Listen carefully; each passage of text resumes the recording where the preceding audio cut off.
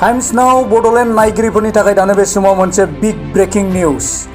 थांनाय 18/9/2021 फुंनि समाव क'क्राझार जिल्लानि लंसुङाव सानै बर' फिसा जनक कुमार ब्रह्म आरो जोंसार मुसाहारिनि सायाव ULB आफादजों सोमोन्दो गोनां होननानै नंखायै दाय साजायनानै गावथारनायनि सायाव बे सानै बर' लाइमोनफ्रा ULBजों जेबो सोमोन्दो गैया होननानै दिनै गोख्रोङै खेंफोरथि होदों ULB हाथियार हान्जानिफ्राय। आरो बे सानैखौ गावथारनायनि दाया बिटिआर सोरखार आरो आसाम सोरखारनिनो जागोन होननानै खेंफोरथि होदों ULB हाथियार हान्जानिफ्राय।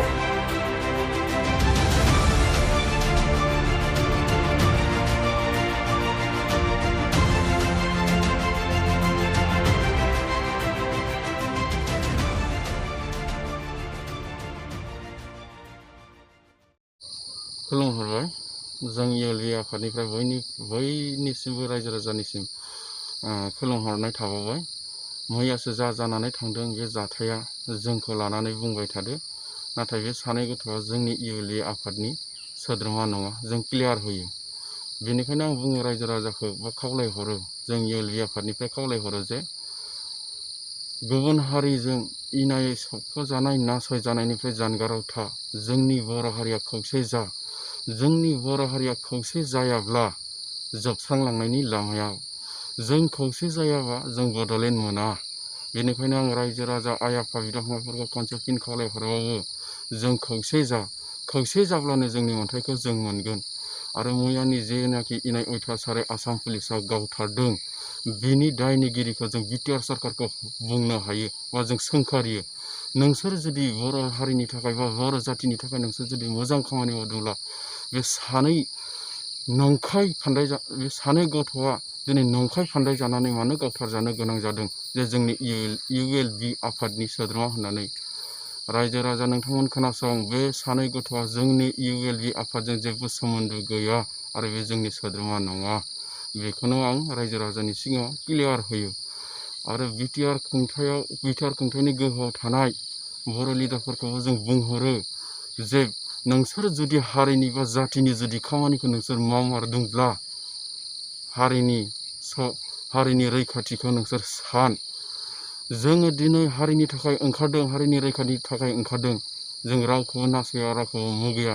नाथाय नोंसोर बेबायदि जुदि बिटिआर खुंथाय गोहोआव थानानै इनाय अयथासार जुदि खालामबाय थायोब्ला जों नोंसोरखौबो माबा मोनसे गोख्रों खालामनो थाखाय बा मावनो थाखाय लामाखौ लानाय जागोन।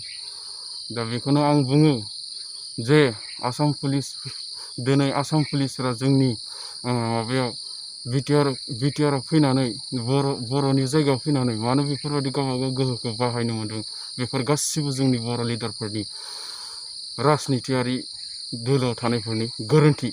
दिनै गाव गावनि सिटखौल' लानानै, गाव गावनि मोन्थायखौल' लानानै, दिनै गाव गावखौल' दामि गारियाव गाखोनानै बिदि स्कट लालायना गिदिंलायनानै जाथिनि सायावनो गिदिंबा जानाय नङा। बेनिबो मोनसे भेलु थानांगोन जे बिथाङा जाथिनि थाखाय खामानि मावदों, बिथांनो बेनिखायनो रावबो जेबो खालामनो हाया होननानै स्कट होनाय जादों। नाथाय बेफोरनि भेलुखौ नोंसोर दोननो रोंनांगोन। जोङो नोंसोरखौ दुखु मोना, जाथिनि थाखाय खामानि माव, हारिनि थाखाय खामानि माव। नोंसोर राजनितियाव थायो ना महाय थायो नोंसोर खामानि माव, नाथाय हारिनि थाखाय खामानि माव। आं खनसे राजनितियारि दोलोआव थानायफोरनि गोरोन्थि। दिनै गाव गावनि सिटखौल' लानानै, गाव गावनि मोन्थायखौल' लानानै, दिनै गाव गावखौल' दामि गारियाव गाखोनानै बिदि स्कट लालायना गिदिंलायनानै जाथिनि सायावनो गिदिंबा जानाय नङा। बेनिबो मोनसे भेलु थानांगोन जे बिथाङा जाथिनि थाखाय खामानि मावदों, बिथांनो बेनिखायनो रावबो जेबो खालामनो हाया होननानै स्कट होनाय जादों। नाथाय बेफोरनि भेलुखौ नोंसोर दोननो रोंनांगोन।